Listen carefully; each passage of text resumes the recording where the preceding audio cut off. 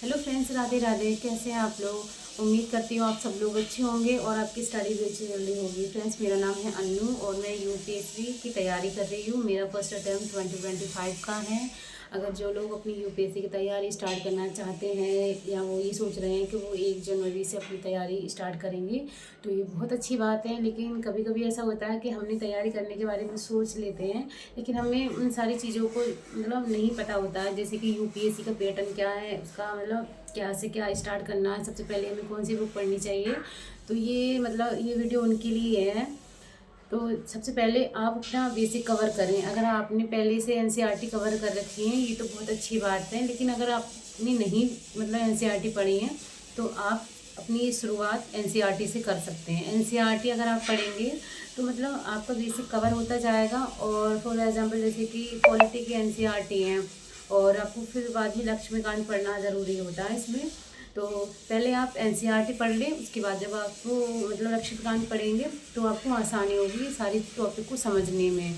तो आप इस तरीके से अपनी तैयारी कर सकते हैं स्टार्ट, और ज़्यादा प्रॉब्लम भी नहीं आएगी।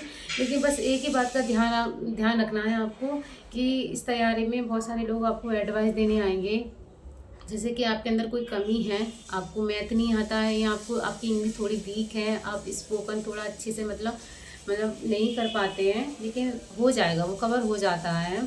जैसे कि इंग्लिश का क्या है, अगर हम जैसे माहौल में रहते हैं, हमने स्टार्टिंग से अपने हमारा जन्म अगर गांव में हुआ है, तो वहाँ पे इतनी इंग्लिश ज़्यादा नहीं बोली जाती है, सारे लोग हिंदी में बात करते हैं। तो माहौल के अकॉर्डिंग भी इंग्लिश इम्प्रूव हो सकती है। लेकिन इस चीज़ को आप अपने अंदर ये ना पाल के बैठें कि आपको इंग्लिश नहीं आ रही है, फिर आप तैयारी कैसे करोगे। और आपका सपना है आईएएस ऑफिसर बनने का या आईपीएस बनने का, तो अपने सपनों को मत तोड़ना फ्रेंड्स। क्योंकि ये इंग्लिश या मैथ या ऑल सब जो भी सब्जेक्ट है, आप जिसमें भी वीक हैं उसको आप सीख लोगे। ज़्यादा से ज़्यादा आपको अपनी चीज़ों को अपनी कमियों को इम्प्रूव करने में 2 या 3 महीने लगते हैं, उसके बाद आपको सब कुछ आ जाएगा। और जिस तरीके से आप माहौल में जाते हैं, जैसा माहौल होता है, जैसे कि आप कहीं गए हैं, वहाँ इंग्लिश ज़्यादा बोली जा रही है, तो आपको भी इंग्लिश बोलनी आ जाएगी। इतनी टेंशन नहीं लेनी है। हाँ, बस ये है, लोग आपको जब तैयारी करने लगोगे तो इस चीज़ को आपको ये रियलाइज़ कराएंगे कि आपको इंग्लिश नहीं आ रही है और तैयारी स्टार्ट कर दी, वो भी यूपीएससी की। तो उनकी बातों में नहीं आना है, उनको अवॉइड करना है। उन्हें जवाब भी नहीं देना है कि हाँ तो मैं बंद कर दूँ क्या। उन्हें बोला हाँ बंद कर दो, तो बंद नहीं करना है। अगर आपने सोच रखा है कि आप यूपीएससी की तैयारी करेंगे, तो आप करना स्टार्ट कर दो। और इस फील्ड में आने से पहले एक बात अपने माइंड में बैठा लेना कि चाहे कोई कुछ भी बोले, चाहे आपके अंदर कोई कितनी भी कमियां निकाले कि तुम्हें ये नहीं आ रहा है, वो नहीं आ रहा है, तुम कैसे अपना सिलेक्शन लेके आओगे, चाहे तुम कितनी भी तैयारी कर लेना, तुम्हारा सिलेक्शन नहीं होगा। इन सारी बातों को आपको अवॉइड करना है। देखो, कमियां दूर की जा सकती हैं। अगर हमारे अंदर कोई कमी है तो हम उसे दूर कर देंगे, और उसको दूर करने में ज़्यादा टाइम भी नहीं लगेगा। चाहे बेशक धीरे धीरे 2-3 महीने 4 महीने मान लो, आप कर सकते हो। और जब आप अपनी तैयारी करो, तो अगर 10 घंटे अगर आप अपनी तैयारी में यूपीएससी तैयारी में दे रहे हो, तो 2 घंटे अगर आप जैसे कि कोई भी सब्जेक्ट है, इंग्लिश है या मैथ है, उसके लिए निकाल लोगे अलग से, तो आप सीख जाओगे। लेकिन कमियों को लेके अपने अंदर ये फीलिंग मत लेके आना कि आप बहुत ज़्यादा वीक हो, आपको ये सब्जेक्ट नहीं आता है तो लोग आपके ऊपर हंसेंगे। ऐसा नहीं करना है, आपको बस आगे बढ़ना है फ्रेंड्स। अगर आपका सपना जो भी है उसको उसको बाहर निकालने में या उसकी तैयारी करने में ये कोई गुनाह नहीं है। लोगों से छुपाना नहीं है कि हाँ मेरा सपना है, लोग मेरे बारे में क्या सोचेंगे, हंसेंगे, मैं मिडिल क्लास फैमिली से हूँ। देखो, हम जब लाइफ में कुछ बड़ा करने के बारे में सोचते हैं, तो अगर हम मिडिल क्लास फैमिली से, तो बाहर के लोग हम पे हंसते हैं, हमें टाँग वगैरह खींचते हैं पीछे कि तुम मत करो, तुमसे नहीं होगा। लेकिन आपसे हो जाएगा फ्रेंड्स। जो आईपीएस ऑफिसर बनते हैं या आईएएस ऑफिसर बनते हैं, वो कहीं बाहर दुनिया से नहीं आते, वो भी इसी दुनिया के होते हैं। और ज़्यादातर आपने देखा होगा, हर साल इतने सारे यूपीएससी एस्पिरेंट उनका सिलेक्शन होता है, वो ज़्यादातर इतनी मिडिल क्लास फैमिली से होते हैं।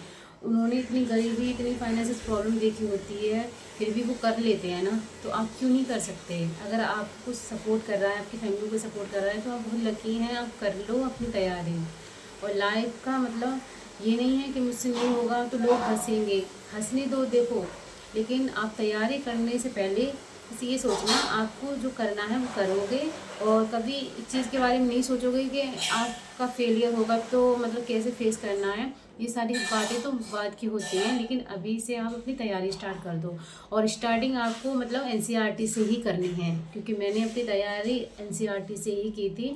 और एक साथ अगर आपके पास सिलेबस नहीं है कि सिलेबस सारा एक साथ खरीद लें, तो ये गलती भी मत करना कि सिलेबस सारा एक साथ मतलब इतनी सारी एनसीईआरटी होती हैं और उनको खरीद लेके आए, तो फिर मतलब खरीद ली तो उनको देख देख के आपको चक्कर आने लगे कि इतनी एनसीईआरटी कैसे कवर करेंगे, ये तो बहुत है। फिर आपके माइंड में ना बहुत सारे मतलब सिलेबस ज़्यादा होता है, तो हम उसे देखते हैं तो हमारी पढ़ाई करने का बिल्कुल मन नहीं करता है, बहुत ज़्यादा बर्डन लगता है। ये ऐसा लगता है कि क्या करें, इतनी सारा सिलेबस है, फिर आप किताबों से दूर भागते रहोगे। आपका जो भी मतलब स्टडी टेबल है या आप रूम में पढ़ाई करते हो, उसको मतलब किताबों से नहीं भरना है। जो चीज़ें आपको चाहिए, जैसे कि आपने ज्योग्राफी की एनसीईआरटी उठाई, तो आप ज्योग्राफी की एनसीईआरटी ले लें 6 से लेकर 12 तक, बहुत इंपॉर्टेंट है। तो उनको कवर कर लिया। और अगर आप चाहें तो उनकी क्लास भी देख सकते हैं, यूट्यूब पर इतनी अच्छी से क्लासें करा रखी हैं मधुकर सर ने अनअकैडमी पर फ्री में। आप वहाँ से कवर करेंगी, या फिर मतलब पहले क्लास ले लें, उसके बाद आप एनसीईआरटी पढ़ें। दोनों में ही आपका फ़ायदा है, जैसे भी आपको मतलब अच्छा लगे, मतलब समझ में आए, आप वैसे कर सकते हैं। ज्योग्राफी कवर किया, फिर पॉलिटी की ले ली, पॉलिटी कवर किया, फिर हिस्ट्री की ले ली। इस तरीके से आप धीरे धीरे धीरे धीरे खरीद सकते हैं। जैसे कि मैं अपनी बता रही हूँ, मैंने मतलब बहुत ही ज़्यादा मतलब अपना सिलेबस खरीदा, कम खरीदा, लेकिन अब पूरा हुआ है मेरा।